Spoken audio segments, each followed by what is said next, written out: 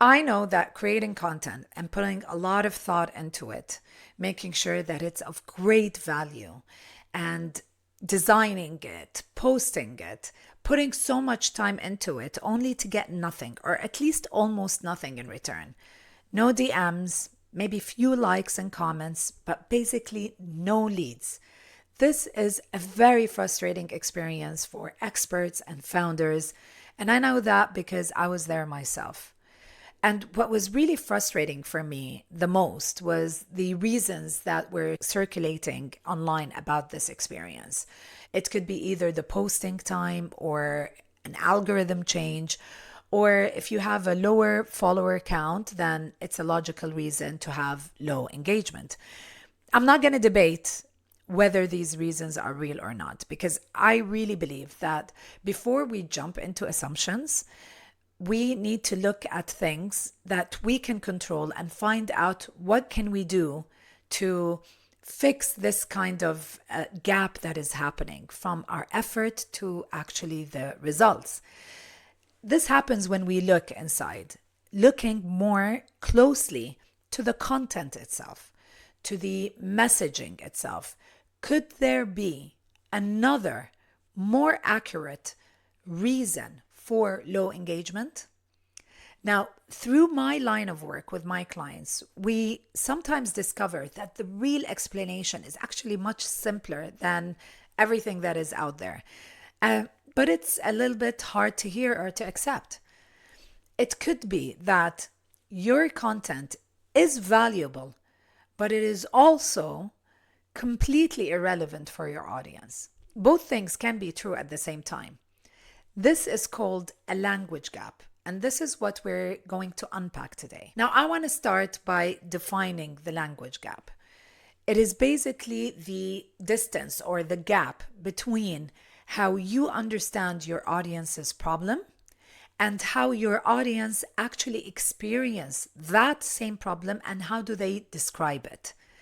If your understanding is different or there's a distance between it and between how your audience describe and experience that problem, that happens in content. And if you're putting content out there that has that gap, that is content with a language gap. As an expert, you have the expertise, you have the experience, you have the knowledge, and you have a solution that you offer to help your clients solve that challenge. You do that because you understand and you know the root cause of why your clients or your potential customer, your audience is experiencing that challenge. You know the root reason behind that experience.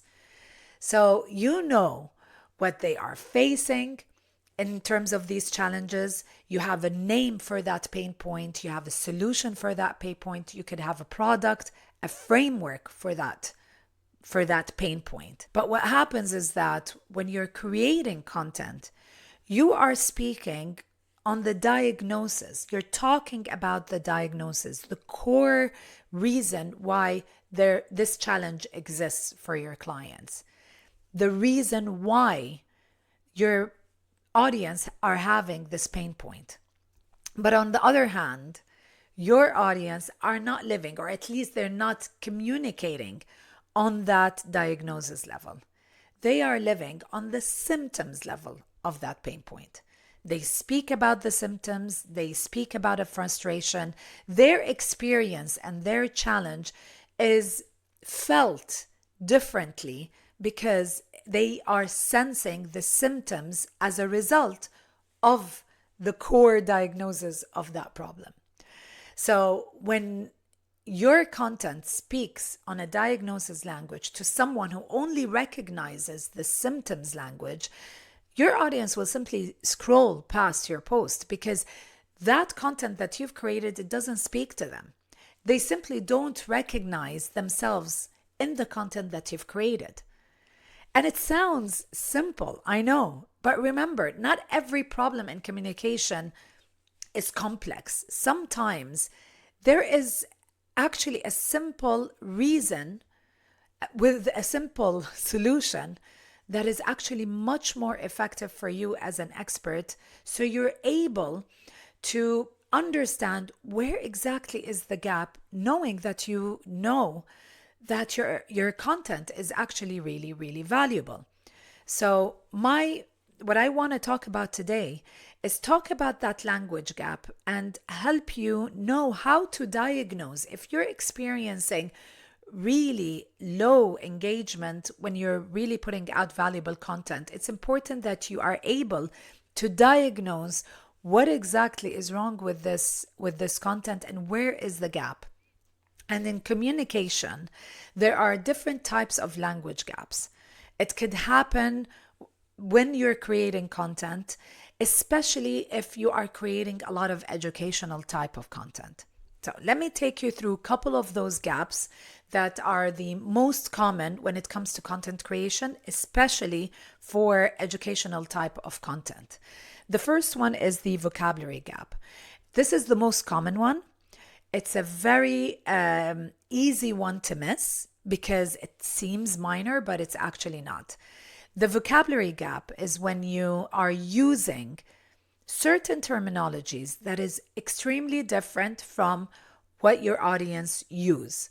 So you're using a vocabulary that describes the cause, reason of the pain point, which is the diagnosis, while your audience use emotional and experiential vocabulary for that same pain point, which is the symptom.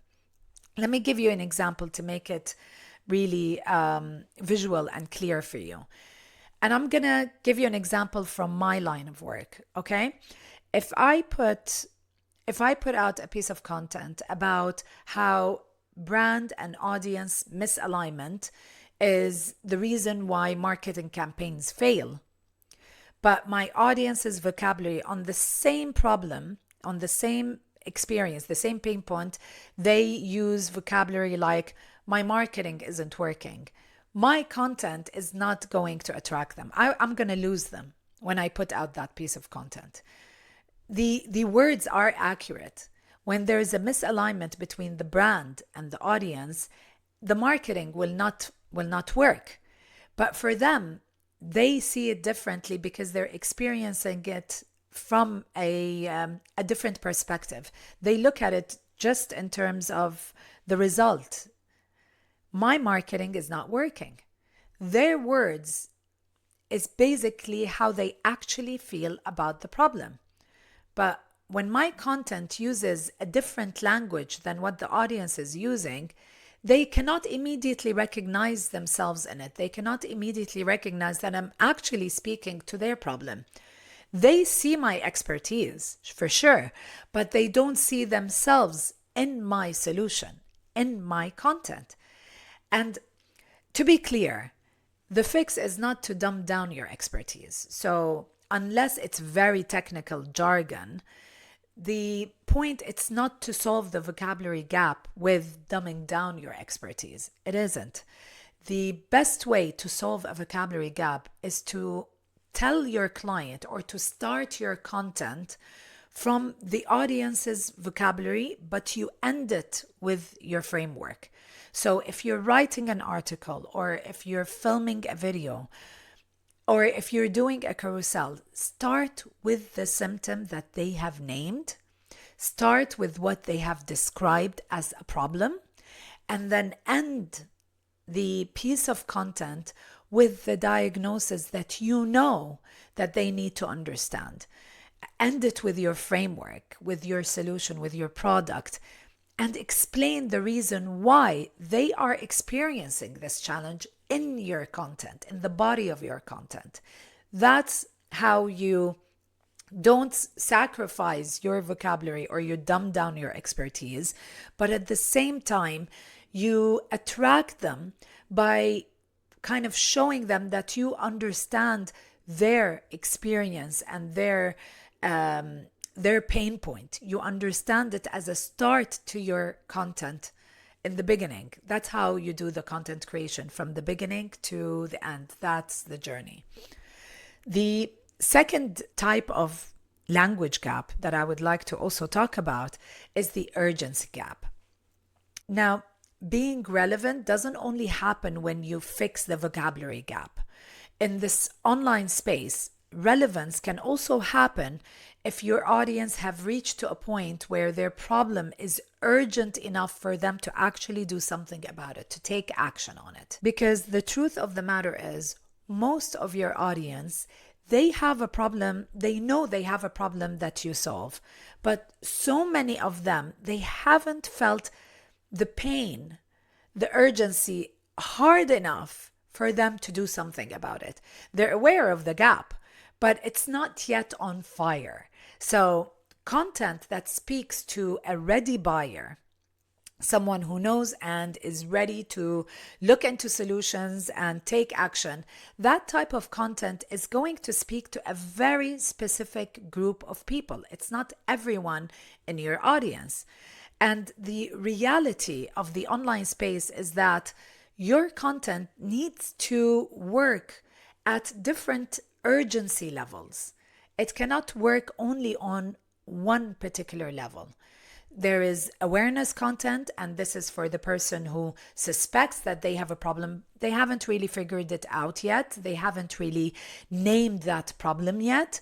There is a qualifying type of content or recognition content, and this is for the person who has named the problem. They know they have a problem. Now they're starting to look around for solutions and for support and better understanding of that problem. And of course, there is the converting type of content or the decision content. And this is for the person who knows, identified that problem, and they are ready to act on it. And to be really honest, most experts, they create decision or converting type of content because it's really comfortable to speak to someone who is ready to buy or who understands the problem and ready to take an action. But the reality, again, on the online space is that a ready buyer, someone who's ready to take action, is a very small fraction of your total audience at any given moment. The larger opportunity is to make actually an unurgent problem feel urgent for someone who is not there yet at the decision making, because they don't see the problem as urgent. So it is a better opportunity to change that from an unurgent to an urgent problem, because you know that it is actually something important for them to fix. So this is called in communication, the language, when in the content, when there's an urgency gap, it is part of the language gap, because it helps you to identify the type of content that you create the most and understand what kind of variety that you need to have in your content strategy.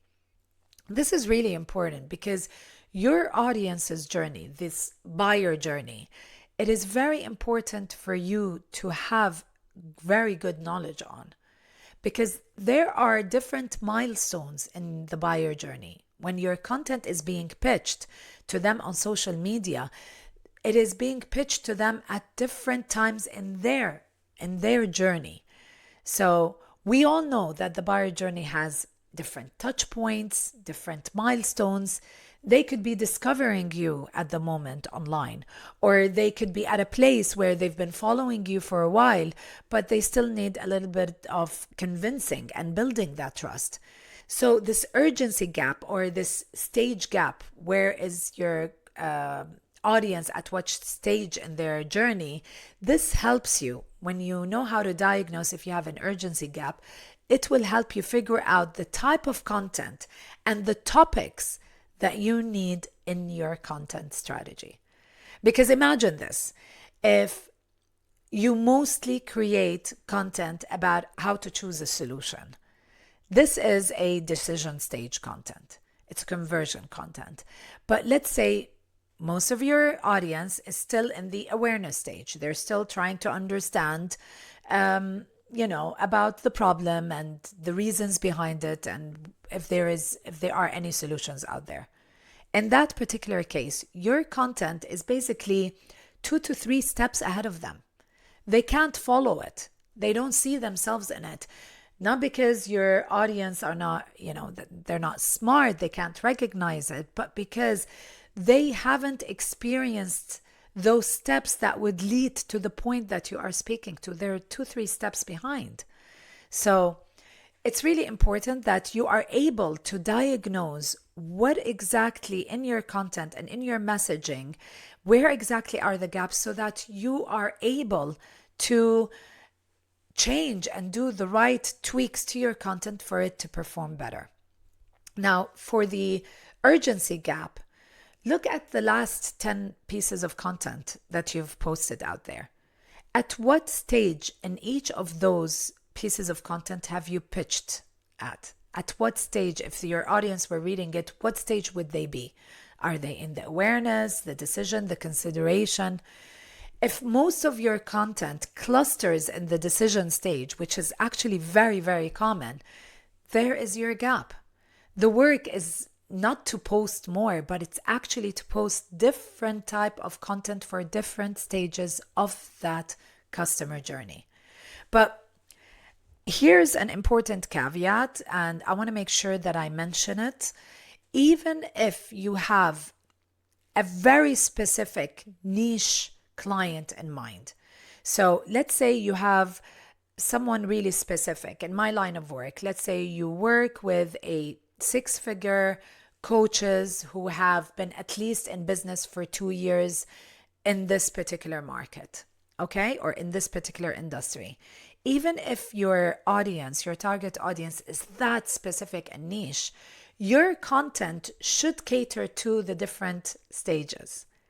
So even for a niche audience, there are stages in the buyer journey or in the audience's journey. There is an awareness, there is a consideration, and there is a decision types of milestones. And your content should cater to these different stages so that it is relevant even in your niche. Before I end, I really want to help you better recognize which gap you're experiencing in your content to help you to fix it, and then for your content to start performing the way that you intended for it to perform or you wanted for it to perform.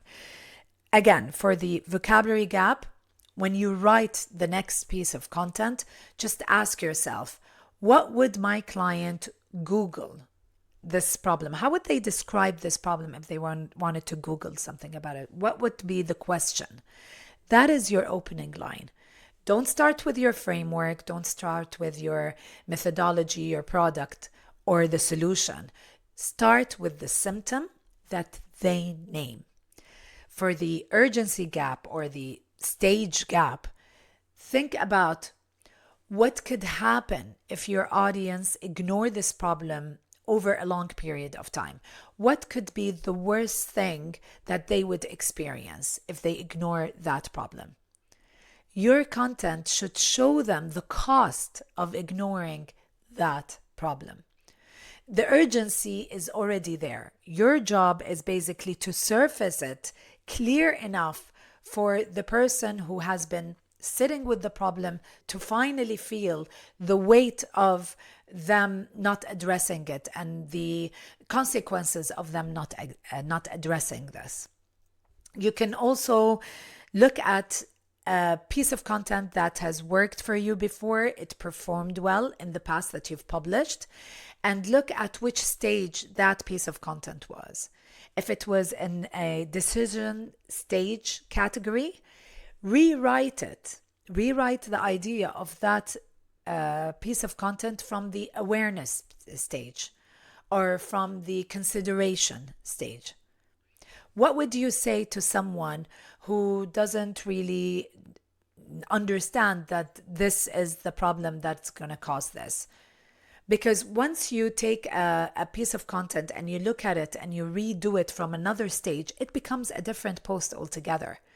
Because awareness content speaks to a larger portion of the audience than a decision type of content. So when you speak to a larger portion of the audience, you also get higher engagement because you're speaking to a larger group of people. In the end, It's important to know that valuable and irrelevant can happen at the same time. It's just basically a gap in translation. And what I try to do today is to help you better understand how to diagnose your content so that it can perform the way that you want it to perform. It can translate into DMs, it can translate into leads into your business. If you want to work more on relevance in your content and your personal brand, the tips that I shared with you today are part of the worksheets in the relevance pillar of my Trust Method framework. If you want to get your hands on all 5 worksheets of the Trust Method, I will leave a link in the show notes. And this is a free resource for you that can help you build trust, create a personal brand that leverages trust to have a positive impact on your business and your career. And I really hope that you share the results of your work. If you tried the tips in this episode, I really hope that you can share it with me. Please connect with me on LinkedIn or Instagram. I'd love to hear from you. As always, keep making waves. Bye for now.